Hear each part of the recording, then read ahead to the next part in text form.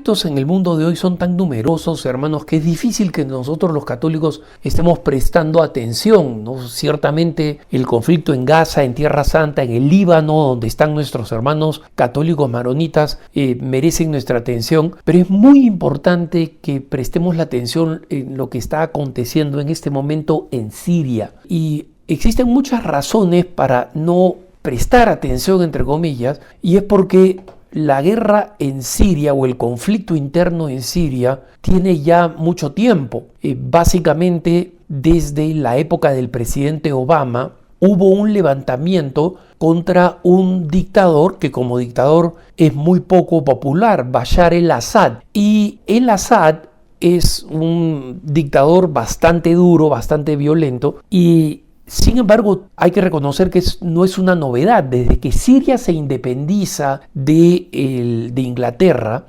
Siria solo ha tenido dictadores y muchos de ellos descendientes de la misma familia. El papá de Bashar el-Assad fue Hafez el-Assad y él dejó el gobierno a su hijo. Entonces no es una sorpresa que su hijo sea el actual dictador. Pero en la época que se conoció como la primavera árabe, que resultó siendo cualquier cosa menos una primavera y que tuvo motines o levantamientos en el mundo árabe, desde el norte de África, incluyendo Egipto, por ejemplo, y en el mismo Siria, estos levantamientos prometían la posibilidad del inicio de una democracia. En ningún lugar se volvió una democracia.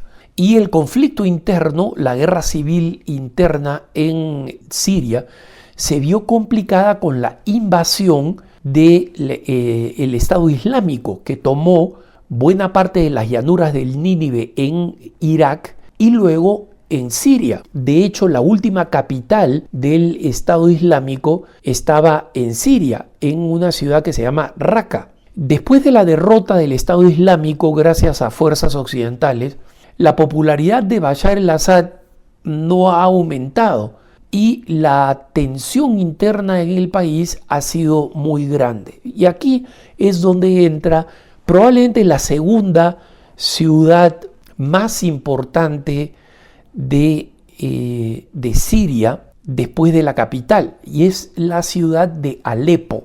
Alepo es una ciudad de una enorme historia y desde mucho antes de Cristo ya tenía una ciudadela que sigue siendo, el centro de la ciudad, pero es especialmente importante porque es la sede de la mayoría de comunidades cristianas en Siria. Es más, las distintas comunidades cristianas probablemente constituyan la mitad o más de la población de Alepo. Y en Alepo nosotros tenemos varios patriarcas de ritos orientales católicos, es decir, que están unidos a Pedro, pero que forman uno de los numerosos de la veintena, de ritos orientales.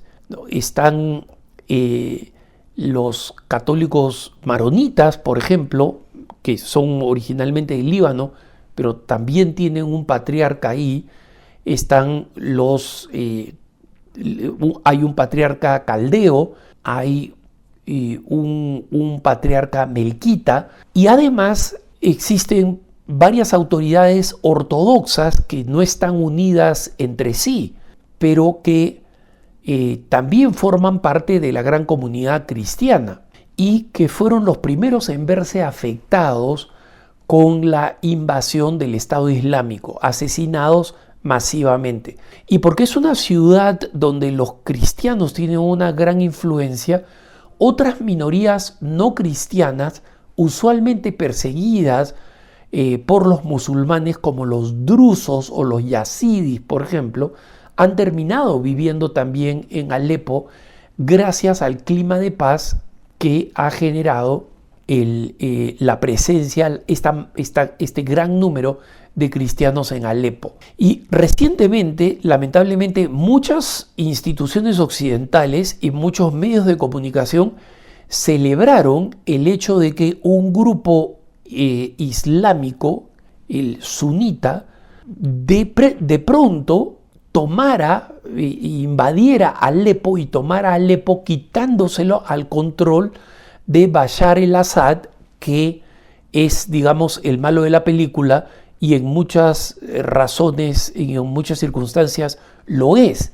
Pero hay tres cosas fundamentales que la prensa ha ignorado sistemáticamente en traer a la atención de los lectores del resto del mundo, especialmente a nosotros los católicos. En primer lugar, Bashar el-Assad es efectivamente un dictador y Siria merecería una democracia.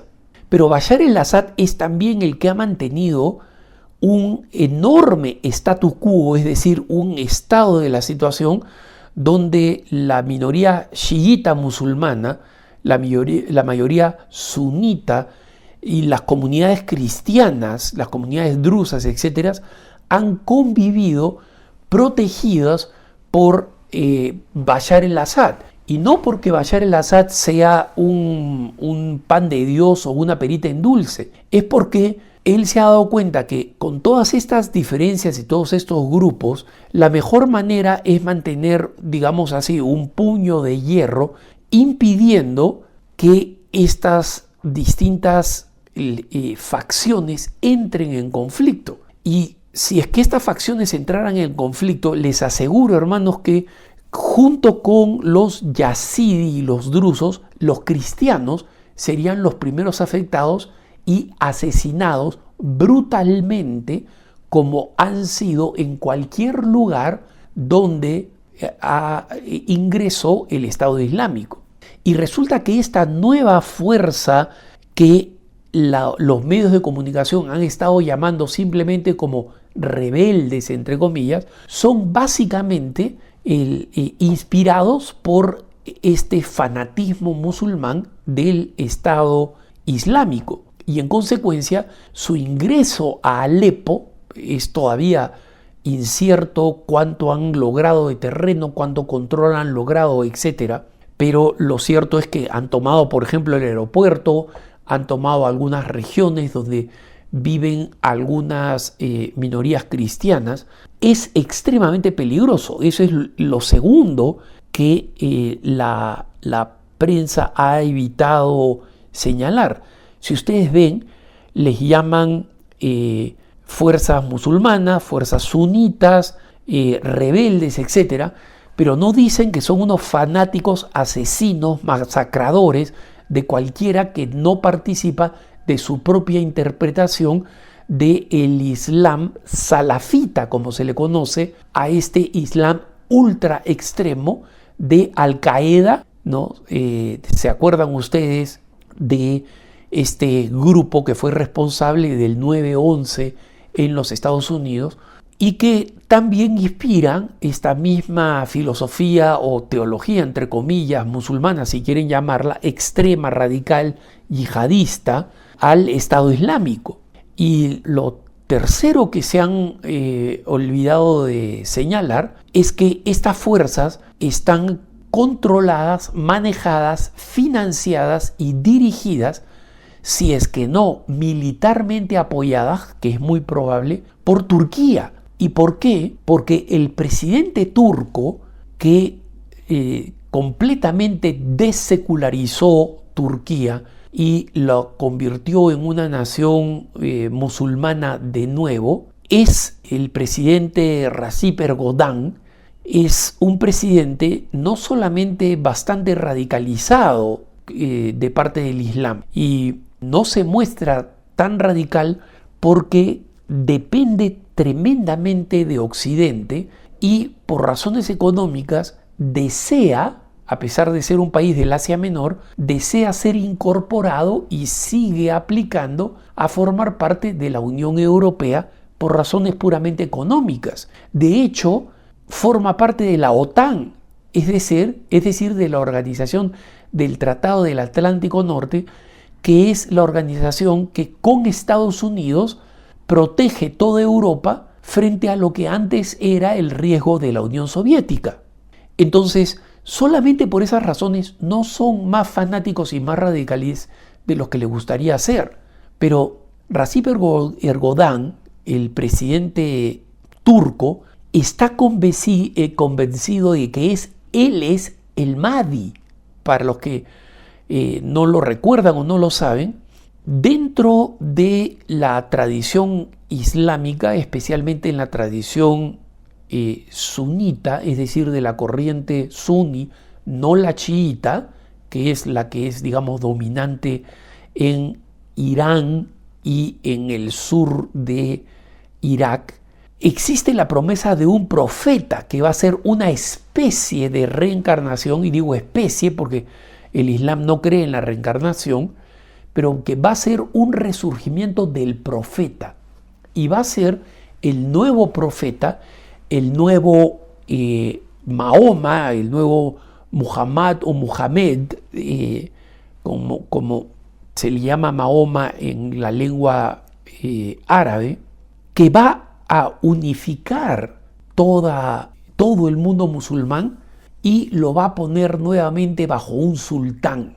y va a ser un gran imperio como fue el imperio turco siglos atrás. Y obviamente con un presidente que se cree el Mahdi, que cree que es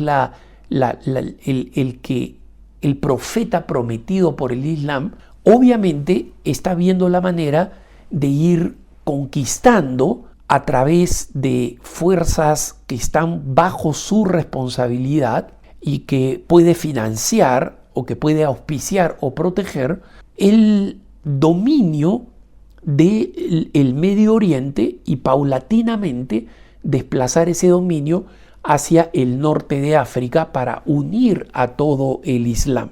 Entonces, básicamente lo que nosotros tenemos es un fanatismo profundamente anticristiano que está poniendo en riesgo la supervivencia de nuestros hermanos en el Medio Oriente, y especialmente en este caso específico en Siria. Eso es extremadamente grave, hermanos. Y esta gran organización de ayuda internacional, que además vigila la protección y el derecho de los cristianos en el Oriente Medio, la ayuda a la iglesia necesitada, ha advertido que la situación es extremadamente peligrosa y que es muy importante, primero, que los periodistas llamen a estas fuerzas por su nombre: yihadistas extremos que están dispuestos a matar, violar y esclavizar, porque ya lo hicieron. Esto no es imaginación.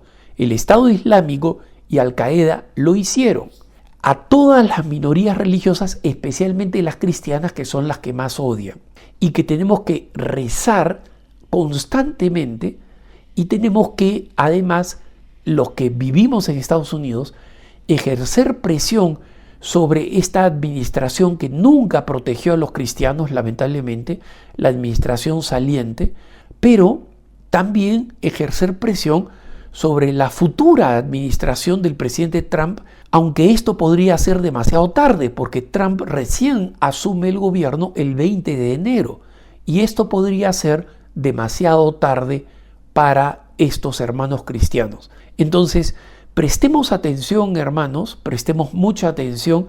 Los que estamos en Estados Unidos, insistamos a nuestros congresistas y nuestros senadores que intervengan rápidamente para obligar en este caso, Turquía, no a este grupo de desbandados terroristas que de pronto han tenido las armas y la audacia de poder tomar Alepo, porque Turquía es responsable de esta maniobra, y Turquía tiene que ser presionada para que detenga la posible masacre de cristianos. Oremos por estos hermanos nuestros y estemos atentos a todo lo que se pueda realizar.